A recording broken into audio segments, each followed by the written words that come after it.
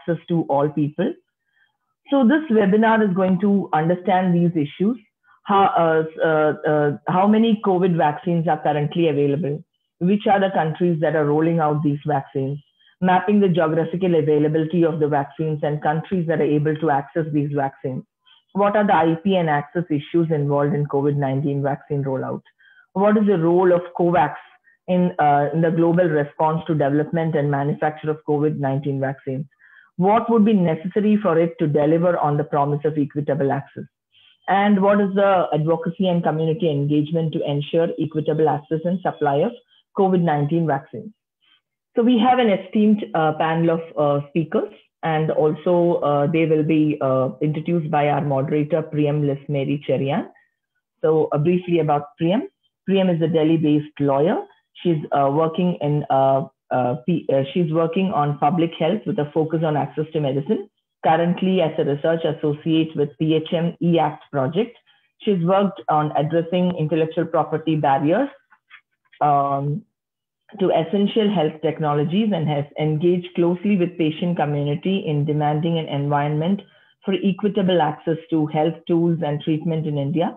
She has worked with patient groups in training them on patient rights, represented them in legal challenge on violation of health rights before various adjudicatory bodies in India. So once again, I welcome you all, and I give the floor to Priyam. Priyam, you have the floor. Thank you, Pratibha. I just want to check, am I audible? Okay, thanks. Welcome everybody. Thank you for joining us today for a conversation on COVID-19 vaccines, understanding the issues of access and intellectual property. Like Pratibha mentioned, that with the approval and gradual rollout of COVID-19 vaccines that's happening across the globe right now, one of the major concerns that remains is whether the majority of the populations, especially in the developing countries, are being left out, and how is that access can be improved, and it is ensured that vaccines is available to them timely and in adequate numbers. So there are various aspects that come into picture when we are talking about vaccine access. And one of them is the existing legal framework in the form of intellectual property that's posing also a threat to local manufacture. And the other is the existing and new global initiatives like the COVAX, which Pratibha mentioned is spearheaded by the Coalition for Epidemic Preparedness Innovations and the Global Alliance for Vaccines and Immunisations and the World Health Organization. So the question is how intellectual property is hindering vaccine access, and how far have the multilateral structures succeeded in ensuring equitable access to vaccines? So to discuss these issues today, we have invited Preeti Patnaik and Roshan John. Before we start, just some housekeeping announcement. We will have Roshan and Preeti speak and present first. The question and answer chat will be open for participants to post questions throughout their presentations. Once both the speakers have concluded their presentations, we have a small poll for the participants, and then we will be taking up the questions for response. Now I would like to invite Roshan to present. Roshan is a trained lawyer associated with the MSF Access Campaign as a trade and IP analyst. He will be speaking on intellectual property and technology barriers to COVID-19 vaccines access. Roshan, the floor is yours. Please go ahead. Thank you, Priyam. I just want to check if I'm audible, and I'd like to share my screen.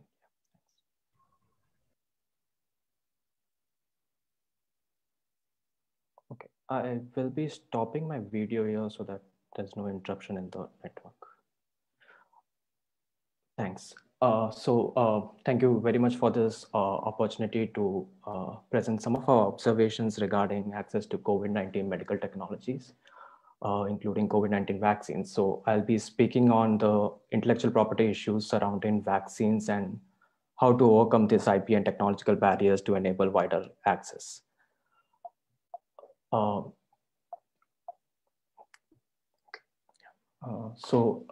MSF is an independent and international non-governmental medical humanitarian organization, and we have been providing humanitarian assistance in over 72 countries, for the past 50 years for now.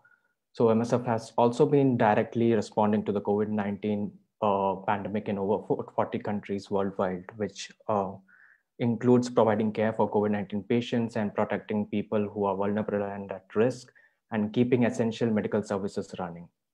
Now, since the beginning of this pandemic, we have seen that there are several challenges to ensuring access to COVID-19 medical technologies, and have also seen rationing of supplies and shortage of supply of medical tools. Now, such practices have compelled us to speak out and to ensure global access to medical tools for now and for the future. So I'll be speaking here in my capacity as a member of the MSF's Access Campaign, which was founded and created in 1999 to push for access to life-saving and life-prolonging medicines, diagnostics, and vaccines for patients around the world. So it was during the AIDS epidemic in the late 90s and early 2000s that we realized that life-saving essential medicines are either expensive or unavailable, and that there is a systemic injustice that is being ongoing, and because of which our patients were losing lives across the globe. Now, our challenge was to address these systemic and structural challenges. Now, we have experienced that the IP system is one of the challenges to ensure access to life-saving drugs and vaccines.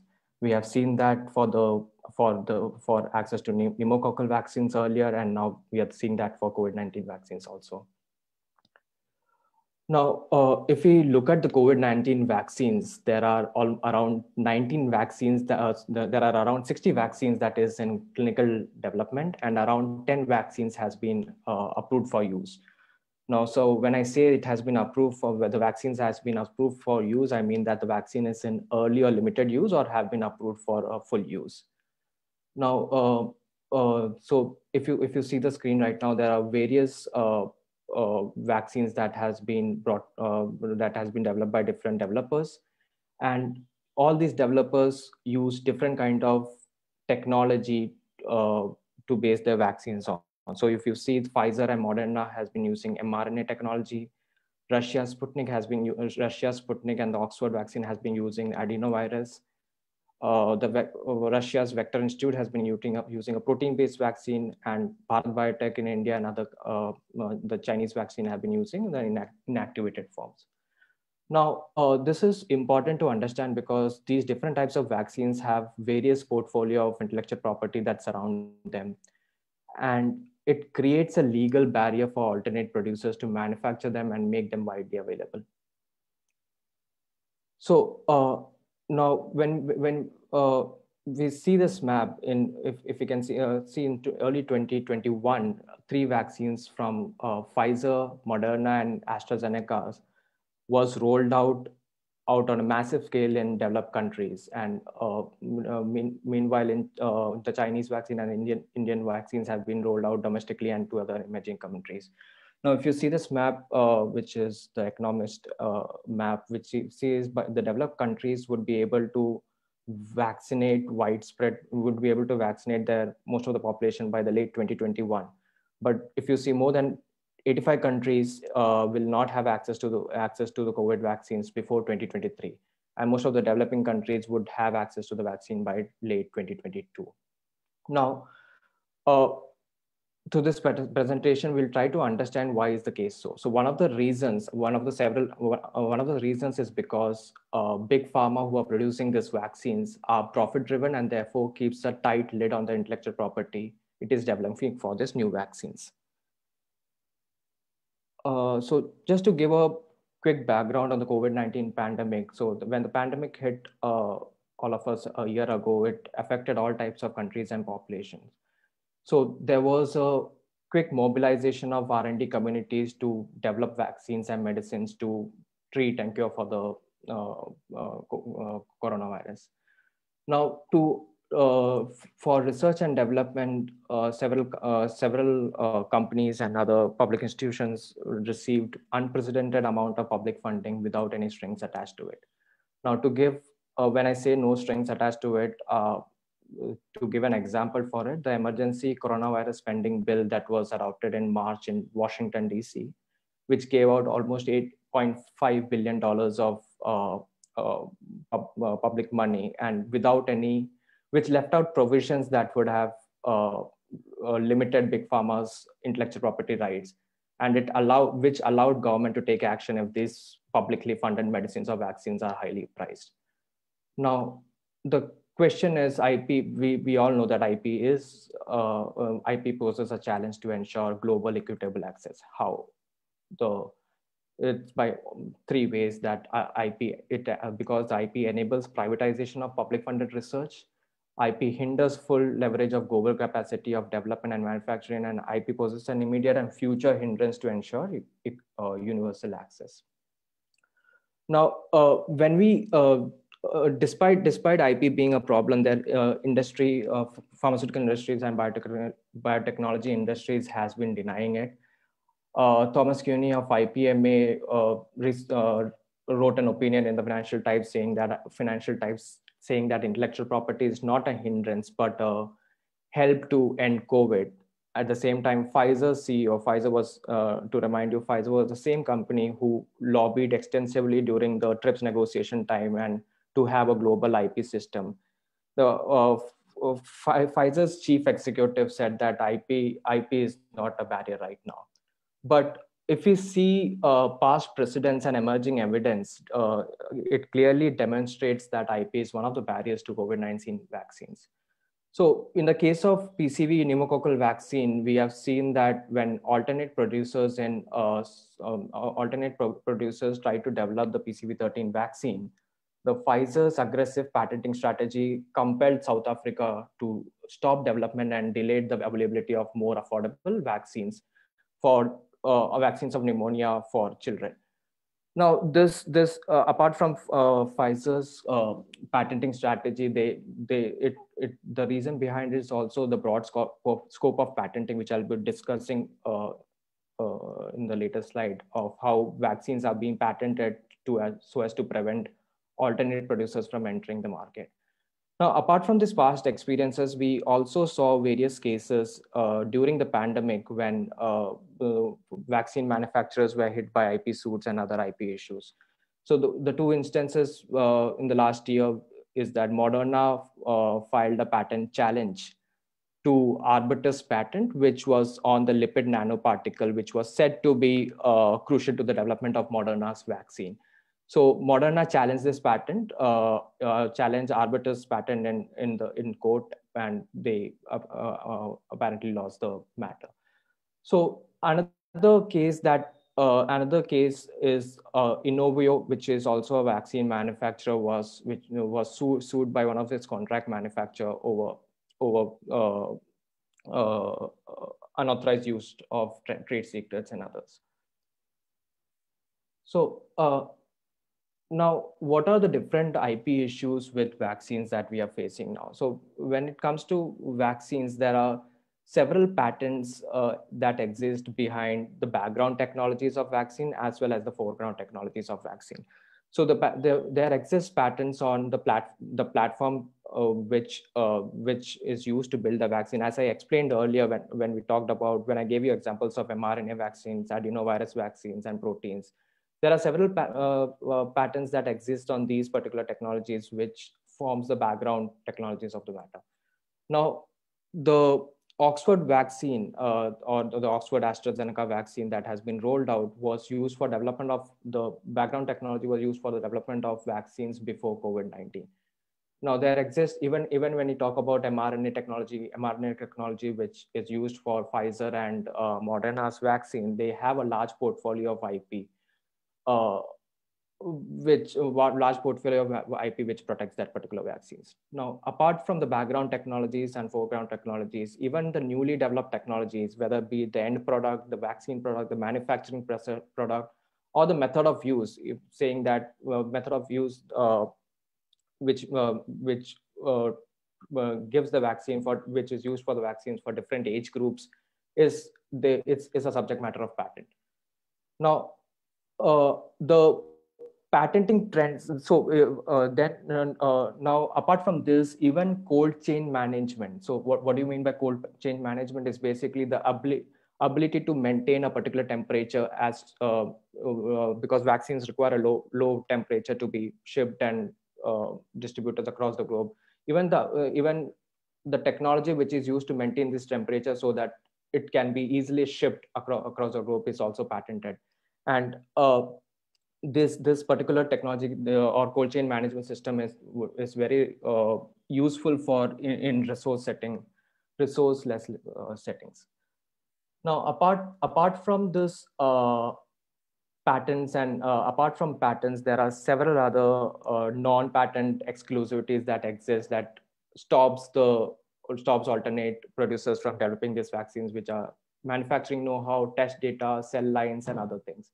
Now, there exists also data exclusivity in test data, which is which increases the monopoly of the vaccine manufacturers, and countries have very limited experience in dealing with data exclusivity and test data. So specifically when we are coming to COVID-19 vaccines, patenting trends have started to emerge. So that means that all the new patent applications that have been filed in the past year, we have been getting rough ideas about the patenting trends that are emerging, but only a clear picture would be available only after 18 months, because international rules says that once you file a patent application, it would be not published to the public until 18 months. So after the 18-month period, we'll have a clear idea of the different patenting trends. Right. So now I'll be talking about what are the different barriers to accessing this vaccines. So there are normative barriers, which means that we cannot solely rely on companies' voluntary action to solve issues of access. Now, which means that if voluntary actions alone will not help solve the issues of access that we are facing now. Secondly, there are limitations in the international IP and trade regimes which ensures global access to medicines. Thirdly, there is an overall lack of transparency and accountability mechanism on companies' IP strategy. So there are the companies don't disclose their various patents that exist. So there goes a lot of time and efforts to understand that what are the different patents that exist, or what are the different IP or exclusivities that exist before a particular medical technologies. Now, apart from this, there are political barriers. So so the United States, the European Union, and the Switzerland have been criticizing developing countries for using TRIPS flexibilities or compulsory licensing. One of the common examples, I would say, is the Special 301 report that the United States Trade Representative comes out every year, which they did come out during the pandemic also last year in April, and they criticized countries for either using or even threatening to use or encouraging other countries to use TRIPS flexibility. So India is always on the list. Now, apart from the normative and political barriers, there are practical barriers. So because we need to understand that we have to address the IP issues in an inclusive manner, because patents do exist. Patents are an issue, but patents are not the only issue that exists. So as I mentioned earlier, there are trade secrets, manufacturing know-how, data, industrial designs, blueprints, and other things that creates monopolies. Now, so what are the mechanisms available under international law or under the international system to address these issues and enable greater access to medical technologies?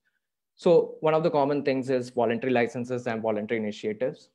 So voluntary licenses would mean that whenever there is the originator company would voluntarily give out, transfer their technologies so that the alternate producer can make the drug or the vaccines. Now, it is important that whenever that such a voluntary license happens, they include the all technologies and know-how that is needed by the licensees to produce the product. Now, there are some inherent limitations of voluntary licenses. First of all, that it does provide some freedom to operation. Freedom to operation means that the alternate producer or generic manufacturer is able to come to the market and bring a lower cost version of the drug or the vaccine. But there are several tech transfer clauses that limit competition. So for example, the manufacturers would be prevented from supplying to countries outside the listed territories even if there are no granted patents in those territories, and because simply that the licensee has accepted a technology transfer from the licensor. So this is one of the limitations of voluntary licenses. There is a lack of legal obligation for transparency. With most of the bilateral deals that we are seeing between companies, we don't have access to their agreements on how is it affecting the public, or at what price, what are the royalty rates that has been given. There's no transparency regarding that. There are several competition limiting terms and conditions, which we have discussed in detail in one of our recent reports on voluntary licenses, which you can find it on our website. So apart from this traditional voluntary licensing mechanism that exists, that during the pandemic, one of the mechanisms which was proposed by Costa Rica was to have a COVID technology access pool, which would mean that the pool licenses out technology to the companies voluntarily license a particular technology or to medical technology to the pool, and the pool licenses it further out. Now, this CTAP would have, or the COVID technology access pool would have worked best if companies voluntarily licensed all the know-how and technology to it, so that the researchers and developers would have faster access to this information. They have like real-time access to the data, regulatory dossiers, and other manufacturing process, so as to accelerate development of vaccines or medicines. But this has not been happened, and the industry has clearly rejected CTAP initiative. You can see that pharma leaders shoot down WHO voluntary pool. Even developed countries like US and UK has been against this global voluntary pool. Now, apart from this voluntary initiative, there are certain companies who come out and say that, okay, we won't enforce our patent, so you can use our patented technology and make the technology. We won't file an infringement suit against you. Now, this non-assert announcement or a non-enforcement announcement has two problems with this. First, there is no legal certainty. There's no legal clarity how the alternate producers would be able to, where they would be able to produce it, how they will be able to produce it, where they not be sued, and so on. The other thing with that, the problem with that is they say that they won't enforce their patent, but they have not disclosed the manufacturing data and know-how.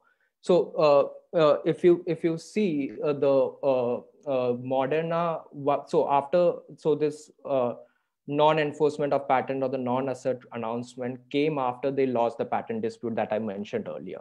So after the patent dispute, after they lost the patent dispute, when they were doing the financial statement filing or the SEC filing in the United States, they suggested that it's not just the patent that is important to them. There are certain extents of trade secrets and know-how which are not protected by patents to maintain a competitive position in the market. So the know-how or the manufacturing data that they are keeping, there's no disclosure of that. So it becomes very difficult for alternate producers to bring their products to the market very quickly. So apart from the voluntary initiatives, there are compulsory licenses. Now, compulsory licenses has its own shortcomings. So it's a case-by-case, product-by-product, and country-by-country approach. That means if a compulsory license has to be issued, you have to identify the product, you have to identify the particular patent, approach the patent office, and whenever the compulsory license is being granted, it's usually limited to the particular territory. And even in cases of you have to get a compulsory license to issue to export a particular drug or a vaccine to a different country, the procedure under TRIPS is very complicated, time consuming, and so on. So compulsory license may not be the best solution to have global access to medical technologies. So now, to address the current COVID-19 pandemic, we would require a global solution. So the global solution which is expedited and automatic, so that to overcome the IP challenges. Now we know that there are no public health safeguards, or there are no mandatory solutions for trade secrets, manufacturing know-how and data, and we have to rely on the companies to voluntarily give them that. But by having by addressing the IP challenges or patent challenges, it solves one part of the issue. Now, there has been a solution, or there has been a proposal that is being put forward, what's introduced by South Africa and India, and is now being supported by over 100 plus countries, and several other countries have come as co-sponsors to it.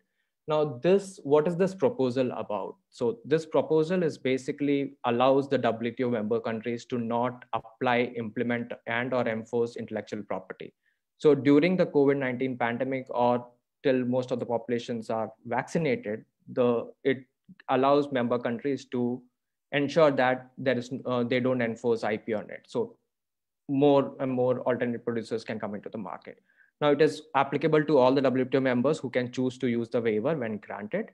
And its scope extends beyond patents. It includes industrial design, undisclosed information, copyrights. Now, what is the significance of this? So it addresses the limitations of international IP law directly, because it addresses the limitation of territorial nature of the IP. So once the IP is suspended globally, the territorial nature is, the limitation of a territorial nature is addressed. Moreover, the most importantly addresses the legal barriers to maximizing production and supply of medical tools.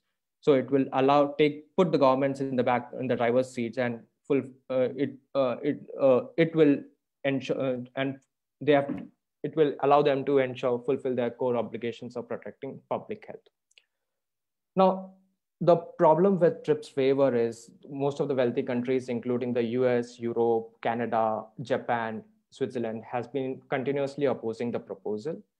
There was a meeting on the 4th of February at the TRIPS Council to further discuss this. So before that, civil society organizations in South Africa and India wrote to the opposing country members, urging them to not oppose the waiver. But even after the February 4th meeting, most of the countries, Japan, US, UK, and Switzerland, has been opposing the waiver. So I think I'll stop here, and I'll be happy to take any questions after. Thank you. Thank you, Roshan. Thank you for sharing the IP barriers in vaccines and the global politics of vaccine access. It's quite interesting to see how that despite the learnings from other diseases, public research in COVID-19 as well continues to be privatized. And in fact, despite the urgency of the situation, not only is there hesitance in the member countries to use flexibilities like compulsory license fearing sanction, but there's also continued stubbornness shown by the countries to negotiate a proposal that will allow better access to COVID tools. We also saw from a presentation that the problem is also over-dependence on voluntary actions by the patent holders, which might result in non-transparent negotiation terms, provide very limited freedom to operate to third parties. When in fact, the new initiatives like CTAP, seeking voluntary pooling, has also not seen much participation from the pharmaceutical industry. And you also mentioned that there are new, on the front of new patent applications, even when we are contemplating that there will be new applications, we do not know to what extent there is freedom to operate, because there's an 18-month incubatory period before these applications would be published. And so the other third companies would be hesitant to kind of develop and invest in new manufacturing capacities for other vaccines. And I'm sure there'll be more discussions and questions on these from our participants. But before that, we'd move on to our next speaker, Preeti. Preeti Pratnayak is the founding editor of Geneva Health Files, a journalistic initiative which tracks the governance of global health, reporting on power and politics in international health policy. She has reported on illicit financing flaws and public finance for different publications in Geneva, New York, and New Delhi during her 15 years in journalism. Outside of journalism, she has also worked at a UN public health agency in Geneva. Thank you for joining us, Preeti. The floor is yours. Thanks so much for the invitation, and thanks to everyone who has joined us. I'll just begin sharing my screen. Am I audible? And can you see my presentation? Yes. All right. Audible and can see. Thank you. So I will be basically presenting on the mechanisms that have been set up to respond to the demand for COVID-19 vaccines. As usual, there's a small disclaimer. These are not necessarily my personal opinions, but the information provided here is basically based on my reporting, talking to folks here in Geneva and elsewhere. So I've been asked to address two questions. The role of the Kovacs facility in the global response for the development and manufacturing of the vaccines for the pandemic, and what are the necessary conditions that will enable Kovacs to meet the promise of equitable access. So there are two parts to this. So in May 2020, when European Union donors and the private sector and WHO to an extent came together and set up the ACT Accelerator, they had three different streams of responses to the pandemic, one on therapeutics, vaccines, diagnostics. So the Kovacs facility basically is a part of the vaccines pillar. It's a separate legal entity registered in July 2020, and it's administered by GAVI. And the mantra of Kovacs is speed, scale, and access. So they say that they will procure in bulk that will enable them to price the vaccines well in their negotiations with manufacturers, and that will enable speedier access. Those were the founding goals, as it were. So a number of elements come together under the Kovacs facility. You have a Norway-based CEPI, which is the Coalition for Epidemic Preparedness Innovations. They invested up to more than $1 billion across vaccine candidates, and GAVI struck advance purchase agreements with manufacturers. And then you have WHO on the policy guidance and regulatory authorization front, including issuing emergency use listings required in order to be considered in the Kovacs portfolio. And GAVI and WHO also work together on an allocation mechanism. And the final bit is the delivery of the vaccines. So UNICEF is an official procurement partner for the Kovacs facility. So what the Kovacs facility did early on was to class countries into two different categories. And I'm sorry if some of this is repetitive to some of you here, but I thought I'll just mention it. So the rich countries obviously can pay for their own vaccine doses, and the rest, the low and lower middle income countries were supported, have been supported through a financial instrument, the advance market commitment. So essentially, GAVI set up a separate vehicle and raised money in order to finance vaccine needs of low and middle income countries. And there were standard contracts for these kinds of countries. And the richer countries had two options: a committed purchase agreement where you commit to buy the vaccine that you want to, and then the optional purchase agreement, you pay a little bit higher, but then you can decide what kinds of vaccines you want, and you also have the option to opt out. And a number of countries have exercised these options, we understand. This is just to show you the structure of Kovacs. The number of various levels where donor countries are represented, and there is a minor civil society representation, as we have discussed.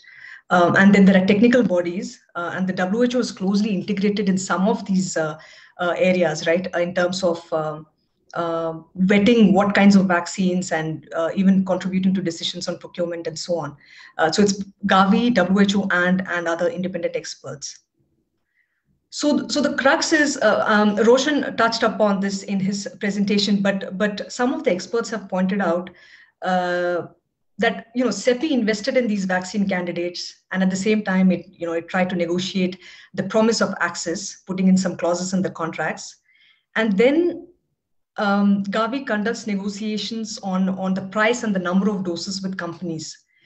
So some people have pointed out that this has been a problem because you you try to you pay up money, upfront in order to kickstart the production, the research and development, but you actually don't have that kind of latitude to prevail in negotiations. This is what has been alleged. We do not have much details or transparency around the kind of contracts and agreements that Kovacs has made with manufacturers. Although in recent times, they have promised to publish some of these contracts.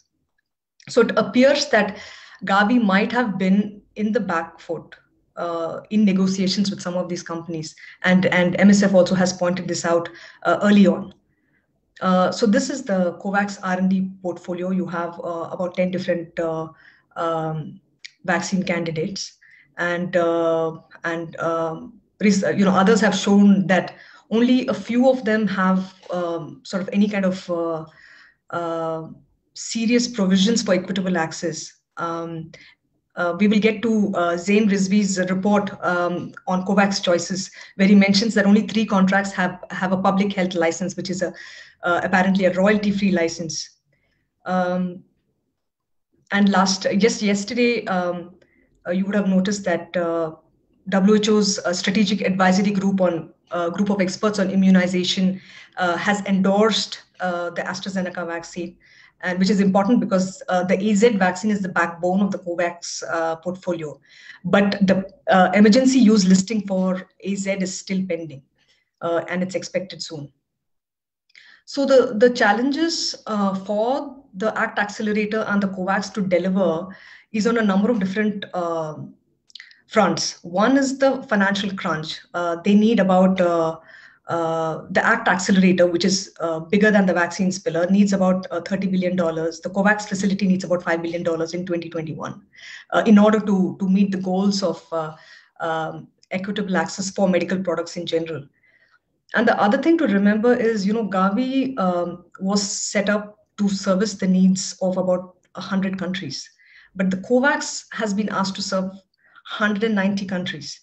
And they are right now scaling up, but that is definitely a problem in real time. And then there has been a lack of trust by governments.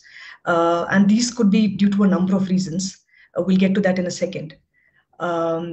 And also the bilateral deals that have had undeniably an impact on the volumes of doses coming into Kovacs, or even interests of manufacturers to engage with Kovacs. And I think that at the beginning of the pandemic, they probably underestimated the number of bilateral deals, even amongst global South countries, for instance.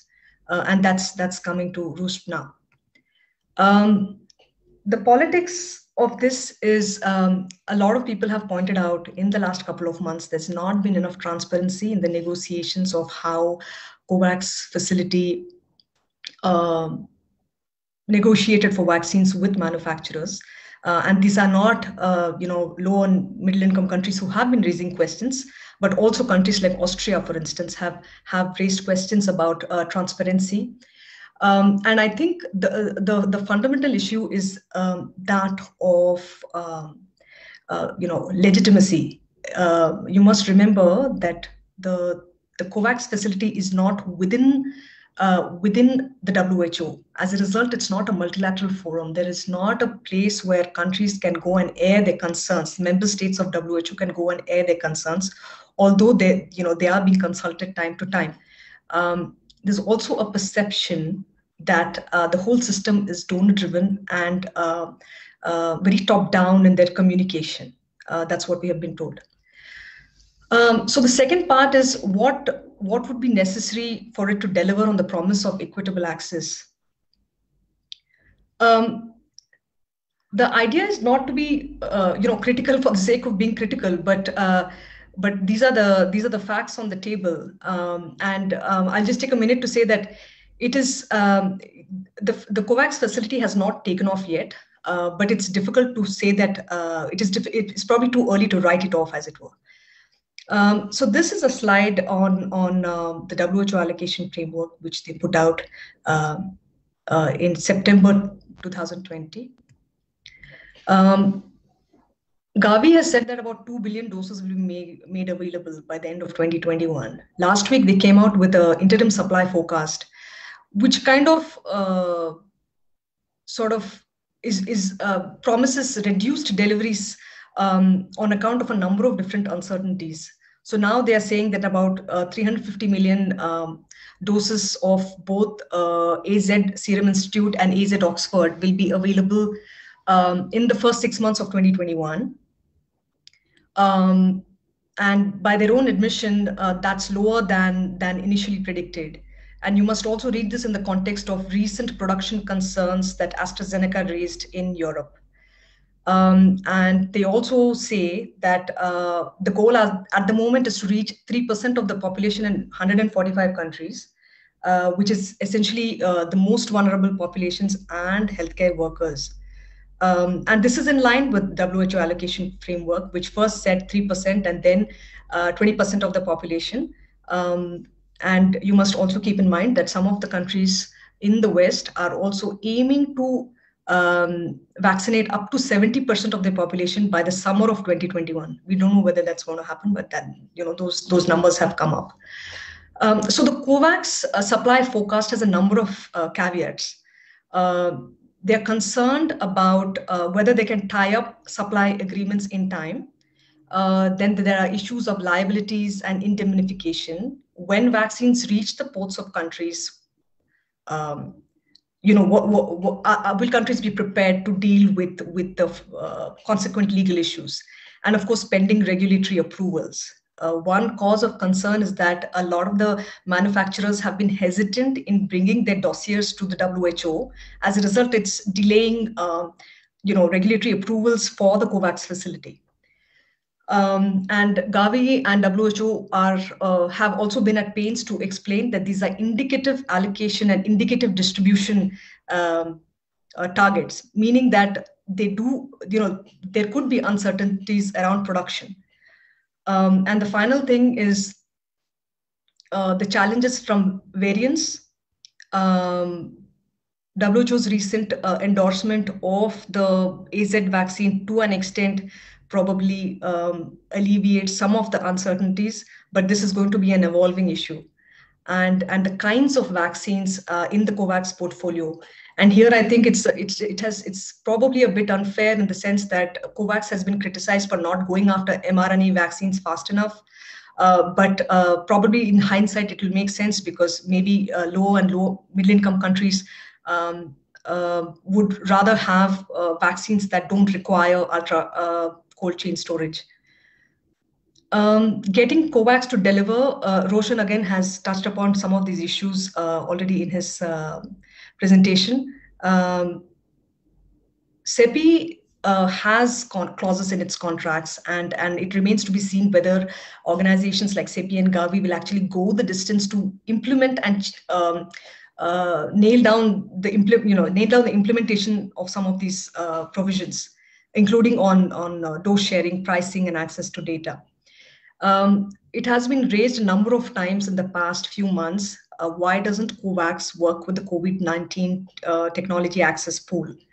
So while it is true that the CTAP has not taken off, but given the fresh round of concerns around production in Europe, it might prove to be an impetus for CTAP to finally take off. We don't know how this will pan out.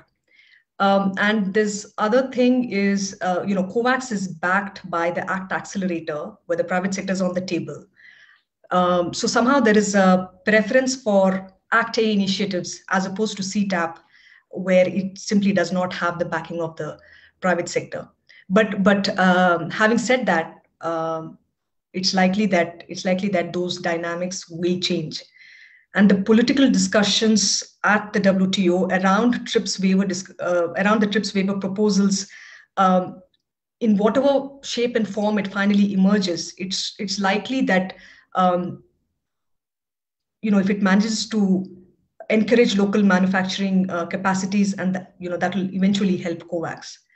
And the wild card, which is quite interesting, is the possibility of an oversupply of vaccines by the end of 2021. And this is something I was told recently, that a third of the manufacturers worldwide are in the developing world.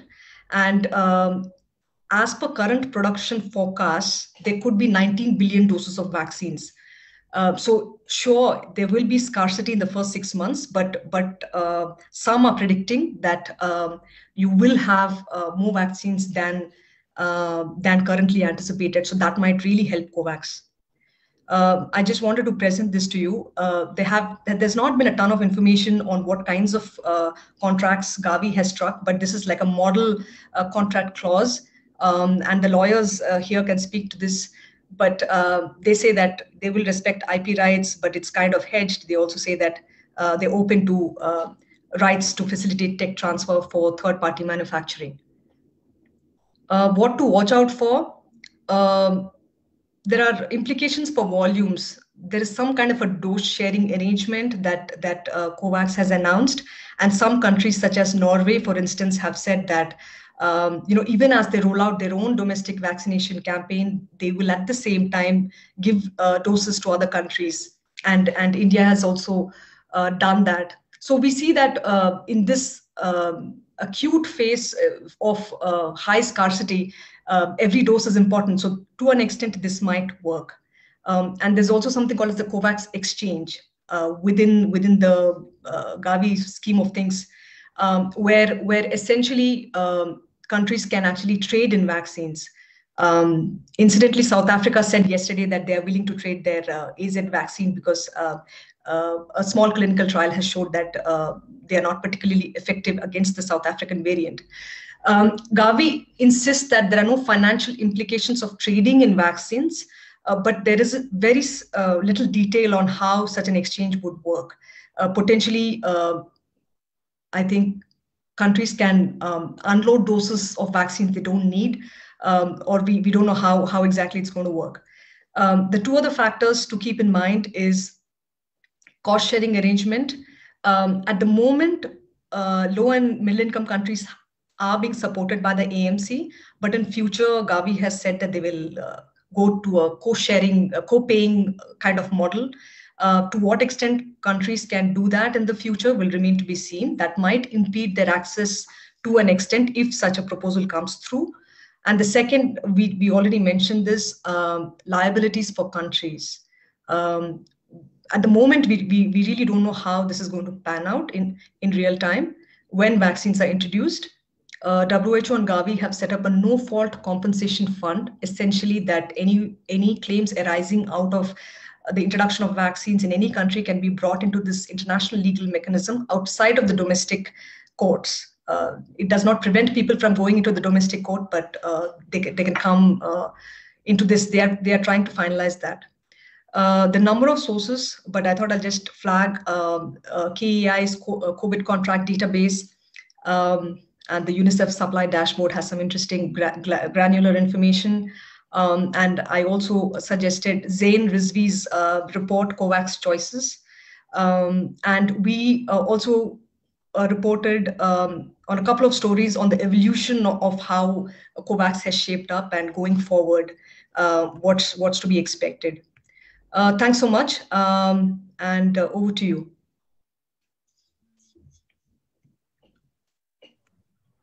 Thank you so much, Preeti.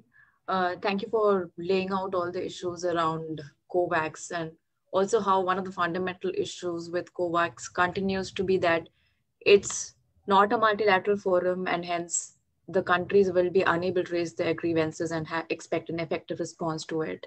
And also allocation continues to be only indicative, leaving one wondering if the countries will actually get the doses that they have been promised. And definitely COVAX will not be the only solution to respond to the vaccine access issue. How it responds to the virus variants is also yet to be seen. And there's also a problem of COVAX supply being restricted by IP monopolies, how you indicated that they, in their clause, they have said that they will respect the intellectual property, and how it's continuing to exclude the other generic manufacturer because they say that they want to protect the IP. And you also indicated that TRIPS waiver is not simply supporting the waiving of enforcement of IP, and it will go a long way in supporting COVAX as well, in allowing other third parties to manufacture more vaccines and contribute to COVAX. So definitely there has to be multiple simultaneous measures at different forums to ensure that there are equitable access to vaccines in different countries. Thank you so much for that detailed explanation on COVAX. We have a lot of questions from participants, but before that, we have to run a poll. If the participants can, it's just a couple of questions the participants can respond to. Pratibha, can you help with the poll, please?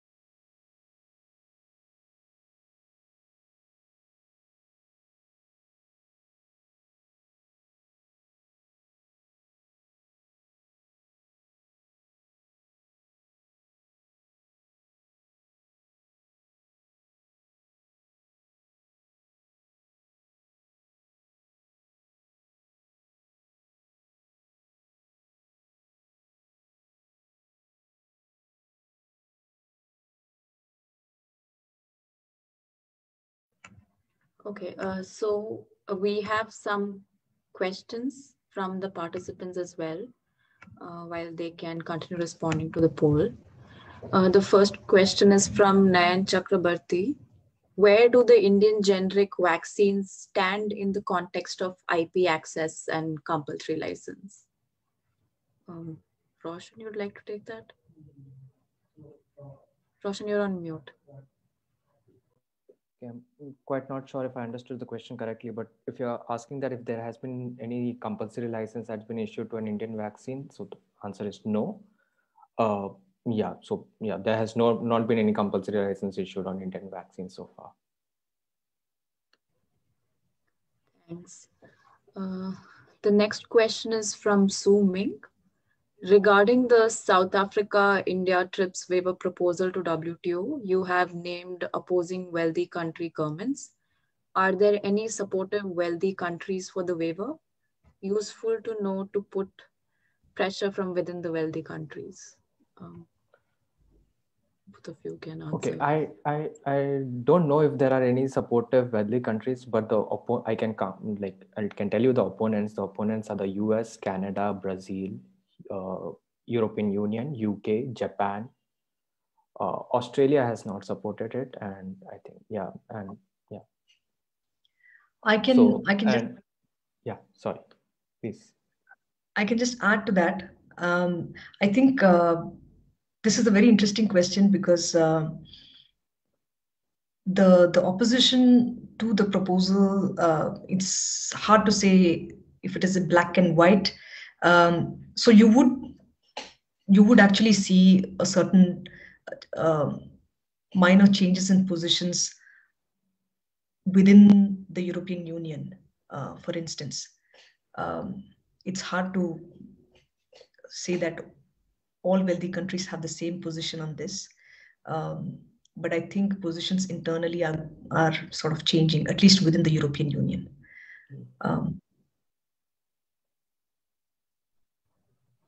Thank you. Next question is from Santosh MR. The question is, at the national level, why don't we advocate for government use and marchant rights? I'm assuming patent government use. Yeah, so government use and marchant rights. So at the national level, we can advocate for that, but as I mentioned in my presentation, that the approach would be very limited. So we'll have to identify a particular product, or then a particular company would have to apply for a compulsory license, and it goes on. So it's not it's a very long process to issue a compulsory license and get alternative producers to the market. So yeah, that's one of the TRIPS flexibilities that we can definitely use. But yeah, to have a global access, I think the TRIPS waiver provides that opportunity.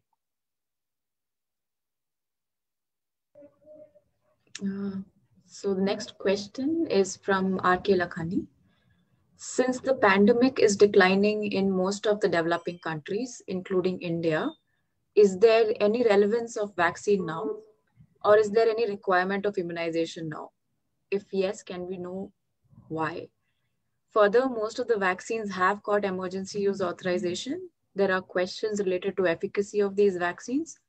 For example, AstraZeneca vaccine did not have efficacy against coronavirus strain found in South Africa. If scarce resources are diverted to COVID vaccine having questionable efficacy, then can we see the situation where there are less resources available for other diseases? Either of you want to respond to that? Okay, I'm not sure I'm qualified to take the answer that question. I think the question is whether, given the resources are limited, can you divert them to COVID and affect other diseases as well? I think there's no epidemiologist on this panel to answer that question. I think in the context of the variants, that's exactly what WHO has been saying, right? That you cannot let your guard down because of the variants. Even if cases are coming down in a certain country, doesn't mean that you don't need vaccination. Great. Yeah, thank you for that, Preeti. The next question is, which are the countries opposing the TRIPS waiver proposal that we have already responded to? And the continued part is, what civil society action has been around the TRIPS waiver proposal? TRIPS waiver action, I can quickly respond to that. Maybe so on February 3rd, just before the meeting on the TRIPS Council, there was civil society had on February 3rd, civil society in South Africa and India had written to almost 18 countries to urging them to support the waiver. So yeah, so I think if you have seen my slide, we have almost towards the last slide, we have they went to the embassies and submitted a letter urging to support them. There are several countries where civil society has been writing to their governments to asking for them to support them. Other countries also, yeah. Thanks. We have a question from Jyotsna. Have voluntary measures worked? If not, what is the way forward? Preeti, you want to talk about how CEPI and Kovacs's voluntary nature has not worked out? Yeah, but before that, I think Roshan can respond to this specifically in legal terms. Okay. So so voluntary measures, when it comes to at least voluntary licenses, there are certain limitations that I discussed in the presentation as well. That so that it creates, even in cases of tech transfers, it puts limitation upon the licensees to act in a particular manner or to not supply a particular geographical locations. And there has been an issue with voluntary license, that the issue of transparency has been always there with voluntary licenses. So unless and until there is a unrestricted voluntary license, it doesn't solve the entire purpose of ensuring access. So the way forward is the best way forward would be, the ideal way forward to have mandatory measures to ensure that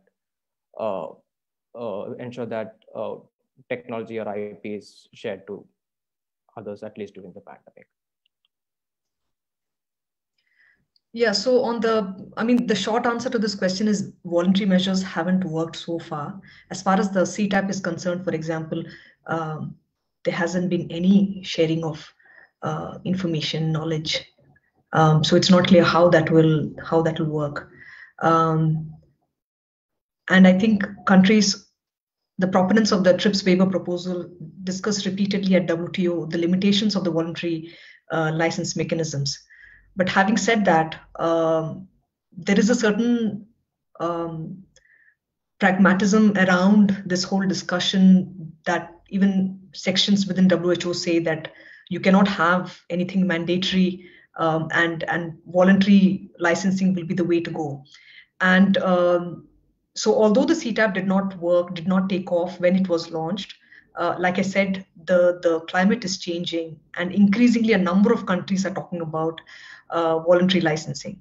But it really depends, remains to be seen whether an MPP model like template can work for the pandemic. Right, given that MPP is also trying to expand its mandate to include COVID-19 technologies as well. Thanks. We have another question on, are there generic pharmaceutical manufacturers in the developing world who have the capacity to go into production now? How many and which manufacturers? Does either of you have like a number on it? It's quite difficult right now, I think. Yeah. Maybe we Roshan, can. you were mute. Yeah. Sorry, maybe, yeah, it's a very specific question. Maybe we can like check and get back to you. I don't have an answer back of my head.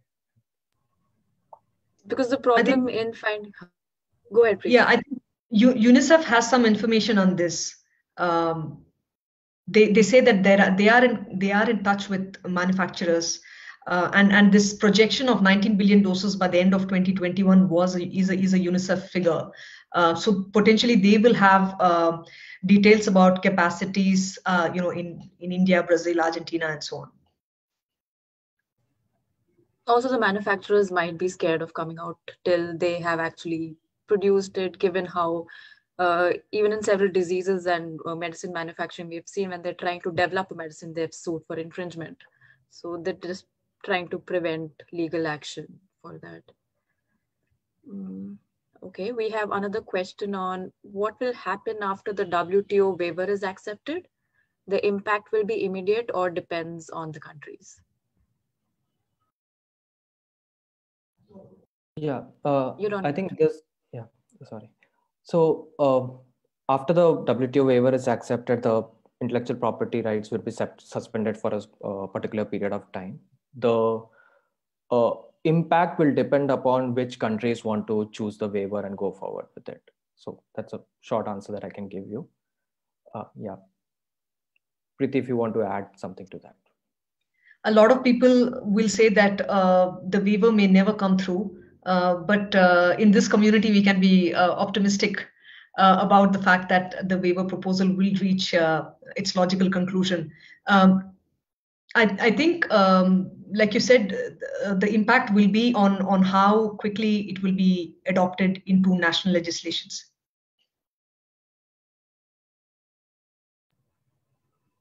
Right, and all the national legislations can choose to whether they want to adopt it or not. And hence the request by the countries supporting the waiver that the developed countries should not come in the way of allowing the waiver proposal. The next question is, what if central government makes acquisition of any COVID vaccine? Maybe you can talk about how Thailand took over certain medicines and...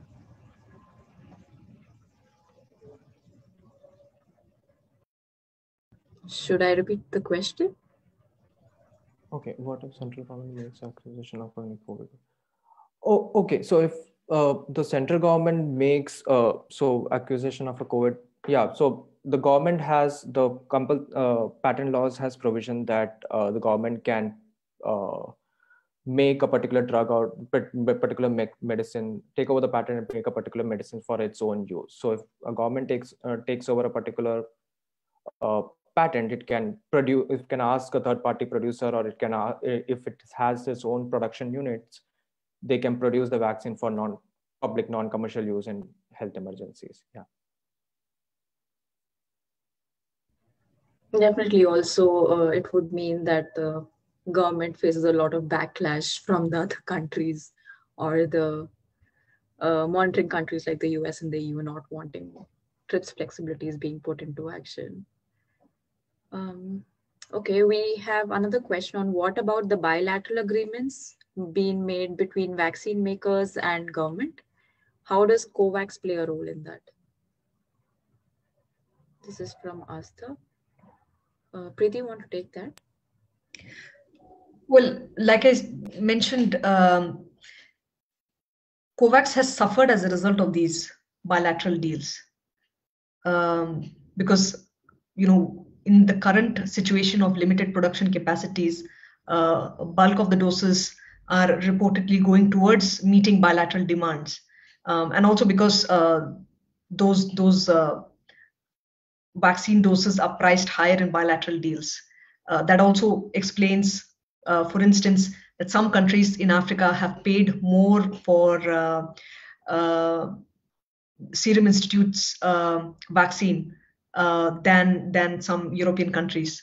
So bilateral deals have really had an impact, and this is something even the WHO Director General speaks on a weekly basis about the kind of impact this is having.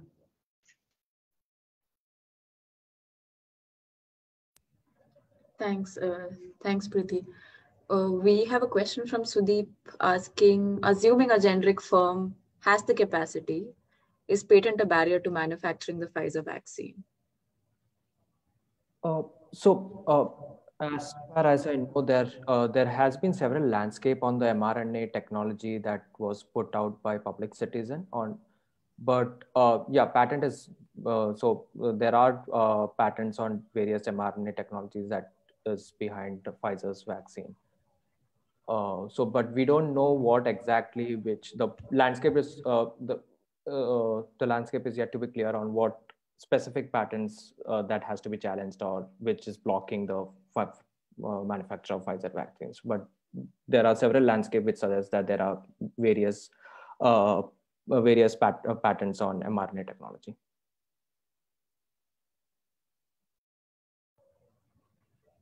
Neil Mayer has raised a question a lot of people have been asking. Even if we get the waiver, what about the non-patented knowledge that needs to be shared?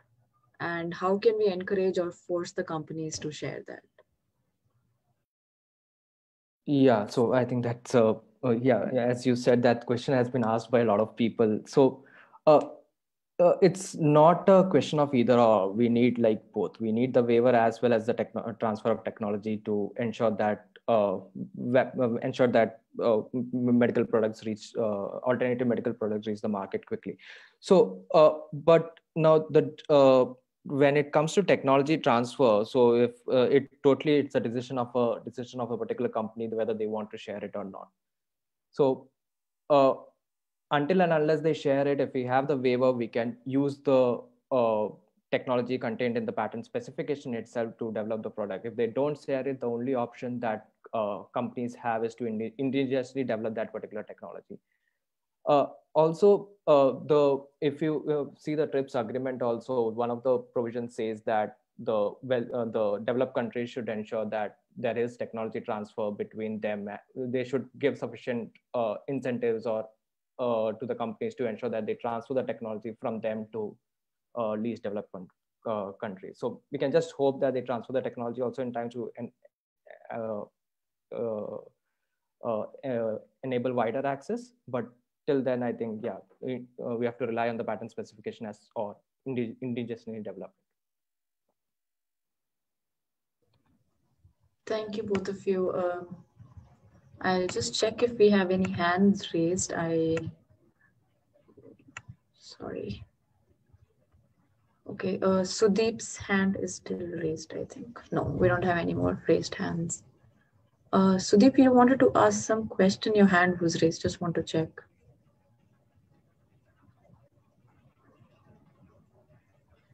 I think you can. Yeah. Am I audible? Yes, you're audible. Yes, sir. Yeah. No. I think the question was, I think Roshan has, replied. The question is, in real terms, we are apprehensive about the patent barrier. But unless, as Roshan himself has said, unless we are in a position to manufacture, the patent barrier may not mean much. So in concrete terms, I wanted to know, whether, and that's why I said, assuming that, a firm has the capacity and the capability, whether actually Pfizer can prevent them from manufacturing. That is a question, I hope I'm clear. Sorry, so could you come again, please, the last part? See, the point is, given the current state, can Pfizer prevent a firm from manufacturing its vaccine using the patent rights? Do you have any information on that? Oh, yes. I think so, because if you see the initial landscape on patents, mRNA technology has been patented. So it's not just being used for COVID-19 technologies, but for other vaccine production also. So it's a background technology that has been patented. So if it is patented, I think if that particular technology is being used by someone else, then they can definitely enforce it. Yeah. Thank you.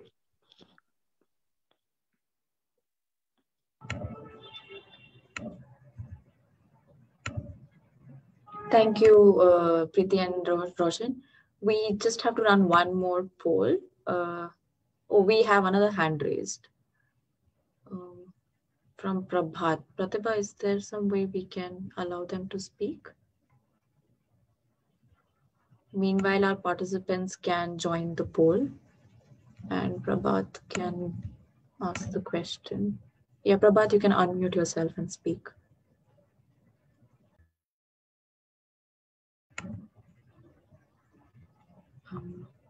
Prabhat, please unmute yourself. Yeah, thanks. Okay. So if that technology is patented by the companies, then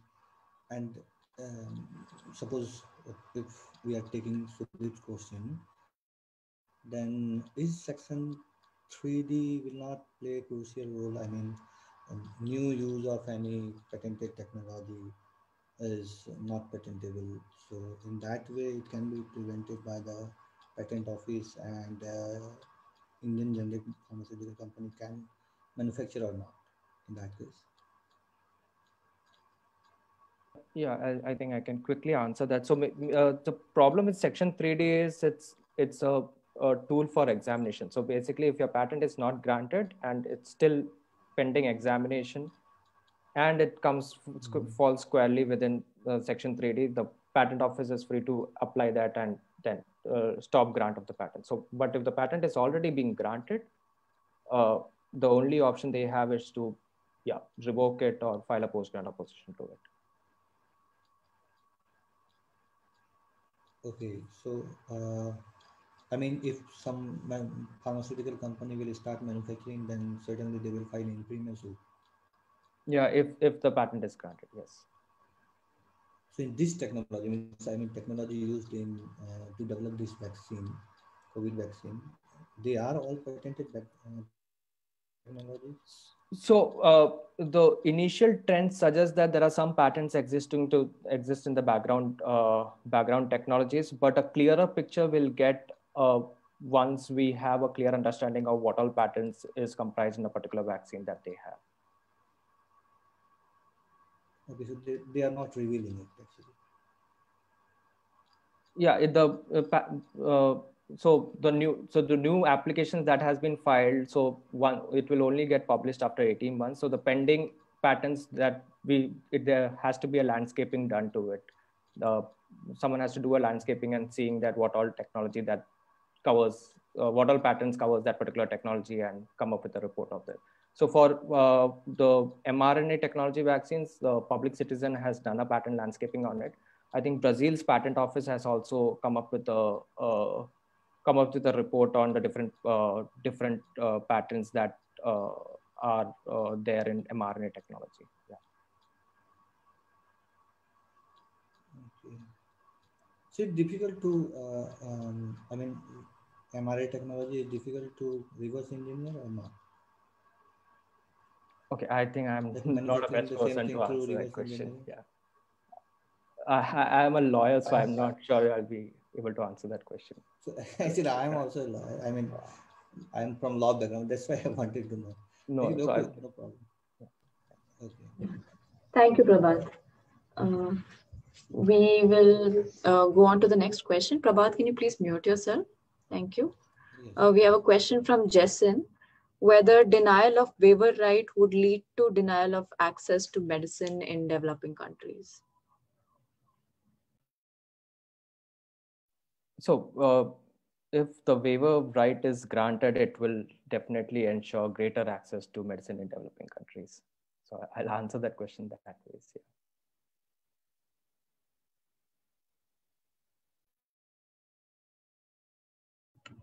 I think we have responded to all the questions. Vijay Lakshmi had a question on whether there's a contradiction on use of vaccination everywhere and whether it's good for people or not. I'm not sure if it's more of a medical question, but if either of you wants to answer that. I think the question is for you. Well, it'll depend on how the vaccines have been approved, right? And there's definitely a question on what kind of data is being used, whether the data being provided to the regulatory authorities is transparent or not, and to what extent it's available for people to analyze and say whether the vaccines are actually efficient or not. So yes, vaccines good or not for people will depend on the data that comes back from the clinical trials. We have another question from Dr. Meera Shiva. The India-South Africa waiver proposal is important and needs support. Besides vaccine costs, the vaccination process and costs involved are important. And are there any comments regarding the fourth pillar of strengthening health systems, which is increasing the health budget? So that part of the response has been really underfunded. And I think World Bank is actually on the policy side of addressing these concerns.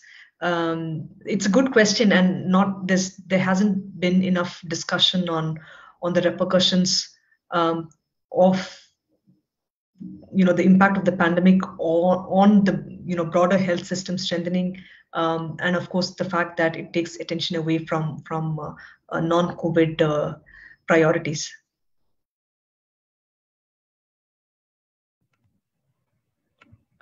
Thank you, Preeti. I think we have exhausted all the questions that the participants had posed us.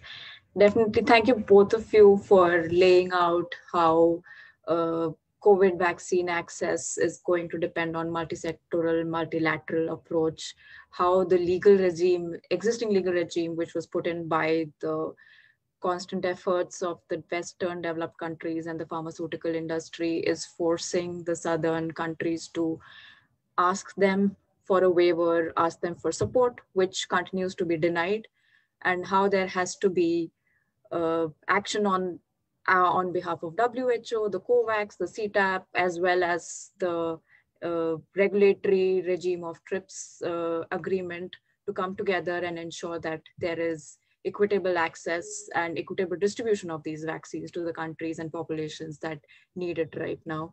Thank you everyone for joining us. Hope you have a good day and good evening. We have a short poll. Pratibha, are we done with the poll or do we need to run it again? No, thanks everyone. And I would like to thank the panelists and also Priyam.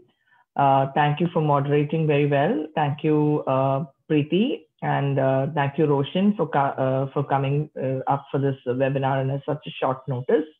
And thank you all participants for raising excellent questions and also making this webinar very interesting and also resourceful. And thank you all once again and for also participating in the poll. And thank you so much. We'll be back with another interesting issue and with another set of panelists very soon. Thanks so much. Thank you. Thank you. Thanks. Thanks.